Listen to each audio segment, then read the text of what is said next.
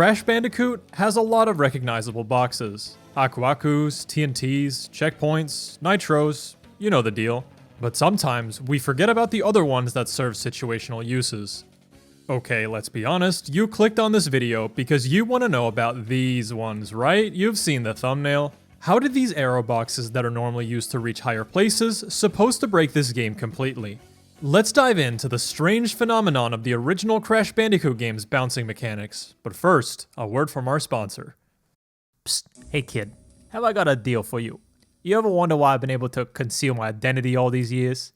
That's because I remain protected using the one and only Atlas VPN. Thanks, Slim.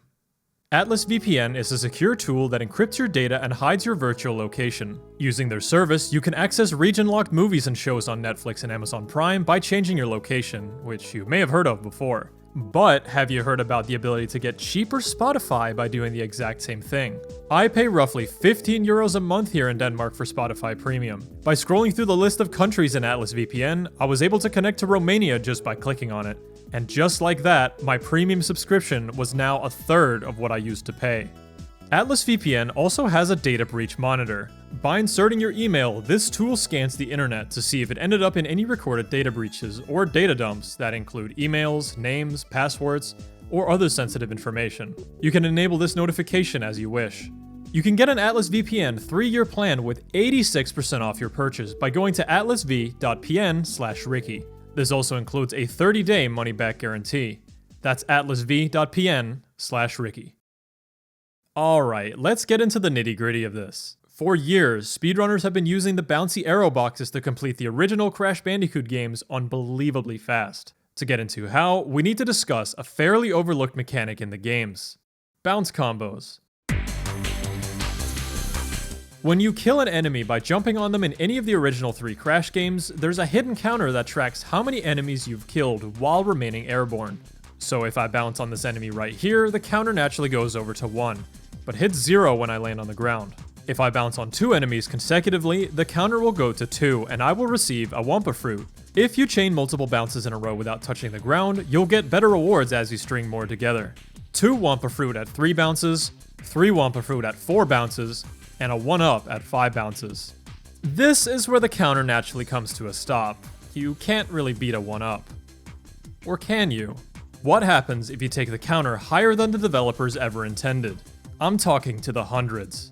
This is exactly what a speedrunner would do in October of 2012. You may have heard of the name. Well, in fact, you're listening to him right now. A 15-year-old me, completing Crash Bandicoot 2 in 13 minutes, 18 seconds. At the time, a normal run-through of the game collecting all 25 crystals from every level was sitting at around the 50-minute mark. What madness took place to lower the time this much? Let's take a look at how I did it back then. Immediately from the start of the run, I head to level 2, Snow Go. This may seem counterintuitive, as completing the level in chronological order saves time on movement in the warp room, but the reason should be clear later. I head through the level quickly, using neutral slide spins, the game's fastest form of movement, while using the ice to my advantage, and dodging some obstacles along the way. After the first 3D section, I head to the 2D section, dodging some tricky crushers, then head downwards, into the final 3D section. I get a little hung up on the box wall, then proceed to grab the crystal, and now, the magic begins.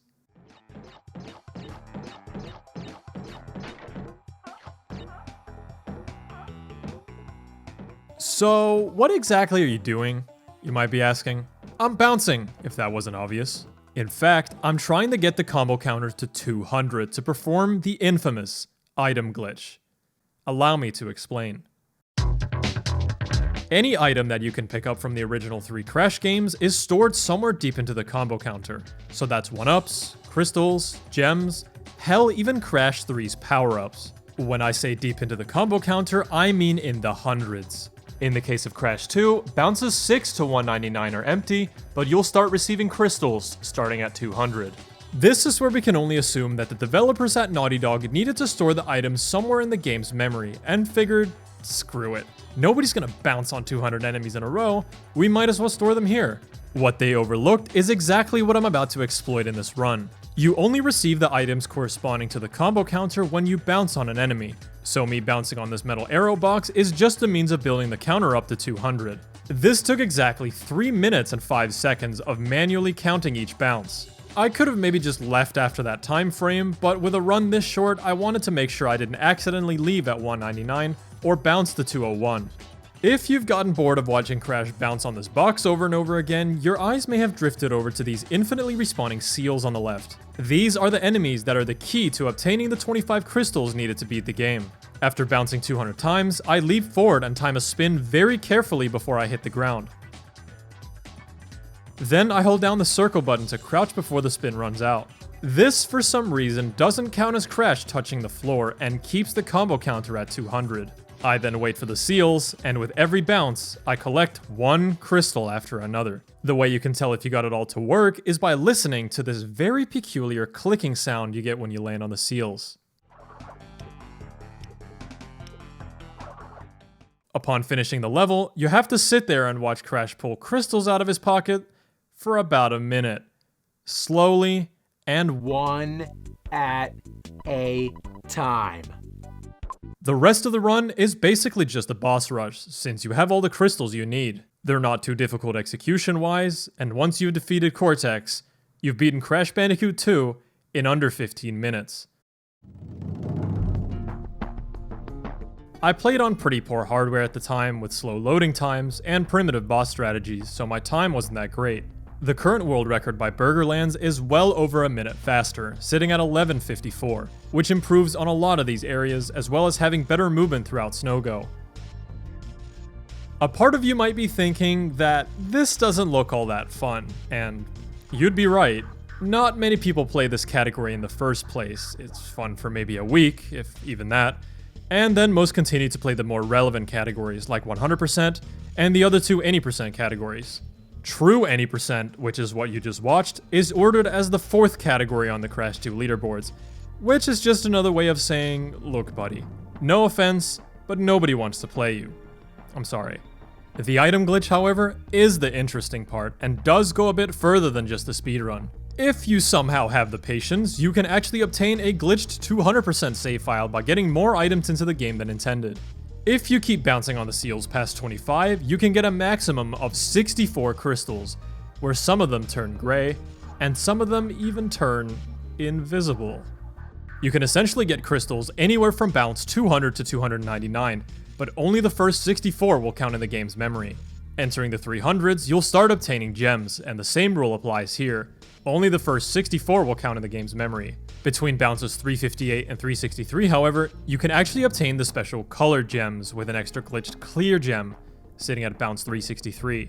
It's possible this was supposed to be the orange gem from Crash 1, but we'll never really know for sure. To obtain a full glitched 200% save file, you need 64 out of 25 crystals, 58 out of 42 gems, all 5 colored gems, the glitchy clear gem, all 5 secret entrances to Warp 6, and you need to have defeated Cortex. Big thanks to Mr. Bean 35000 VR for uploading a 1-hour video on this whole thing in 2011, explaining it all in great detail in the description. It's difficult to recall, but a part of my inspiration to submit this kind of run to Speed Demo's archive back in the day comes from this video. But more importantly, a 2010 tool-assisted speedrun using the same route, created by tasked legend Pirohiko. SDA was still somewhat relevant in 2012. Pretty much all my friends had a run on there, so I wanted to join the club. Instead of tackling the full game, however, I took the easy way out and played a category with far less execution. Now let's take a look at Crash Bandicoot 3, where our main man Burgerlands has the 80% record as well, at 21 minutes and 12 seconds. Item glitch is used to great effect in this run as well, but it's done slightly differently. It's sort of performed in 2 segments, and again, it'll be obvious why later. Burger first starts by going to level 4, Boneyard. In this level, his main goal is essentially to make it to the bonus round as fast as possible, since that's where the quickest and most easily available arrow box is located. He does so by using neutral slide jumps, which is this game's fastest form of movement, and memorizing the level layout to outrun the dino during the chase section. Upon reaching the bonus round, the usual 200 bounces ensues, and this is where it gets a tad tougher than the Crash 2 run. Burger now needs to keep the combo counter at 200 while traversing a decent chunk of the level. He manages this by repeatedly spinning right before he hits the ground, and then jumping before the spin ends. In the Crash 2 run, we conveniently had respawning seals at the end of the level that gave us the crystals we needed. But Crash 3 is a little more complicated. No level in Warp Room 1 has an arrow box we can use to build the counter, or 25 enemies to bounce on for the crystals. After building the counter in the Boneyard bonus round to 200, Burger jumps on these Wave Lab assistants? Anyway. There aren't 25 of these goons in this level, and they don't respawn either, so Burger just takes what he can get. He starts out by getting his first crystal by bouncing on this guy up top, then heads backwards to get 3 more, before finally killing the combo by landing on the ground. Going through the level, he collects the main crystal, putting him at 5, outruns the big dino once more, and finishes the level. Since he's now collected 5 crystals, the boss trigger unlocks itself and he can proceed to fight Tiny. When that's said and done, the second part of the run begins, and this is the real execution test. Keep in mind, he still needs 20 crystals from somewhere to unlock the rest of the game, and Warp 2 is the answer. Burger heads to level 6, Gee Whiz, and a similar scenario takes place here, with the bonus round being the main goal to get to as fast as possible. After the 200 bounces, he needs to play a game of Floor is Lava for almost 2.5 minutes. Again, there's no easy spot with respawning enemies, so Burger starts out by going forwards, jumping on every single enemy in his way. Some of the medieval scientist guys have a pretty difficult hitbox for bouncing, and he usually tries to aim for the sword. Once he runs out of enemies, he still needs 13 more, and starts traveling backwards to clean up the rest. You're never really meant to go backwards in most of the Crash games, and the way the camera works when you do seems to indicate it's unintended, making this part extra tricky. If you don't know where the enemies are, one can easily pop up and hit you out of nowhere, but Burger has them all memorized fairly well. After the last bounce, a death warp gets him back to a later point in the level, where he makes his way to the end. After this, you can probably piece together the story yourself. A quick boss rush, with Cortex awaiting at the end. And that's Crash Bandicoot 3, beaten in under 22 minutes.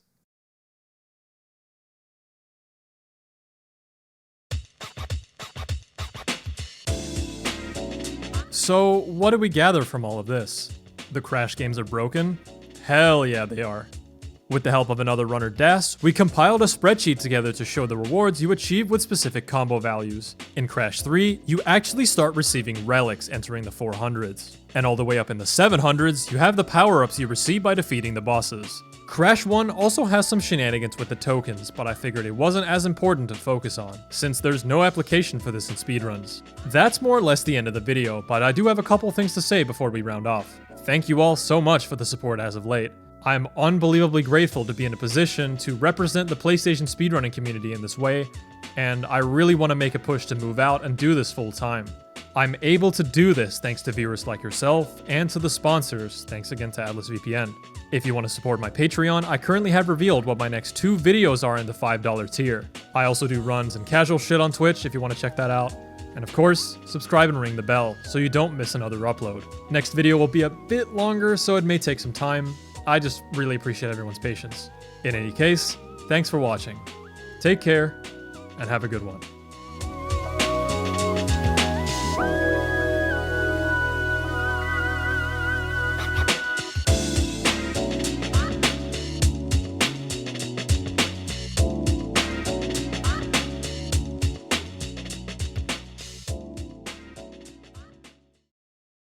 I'm bouncing.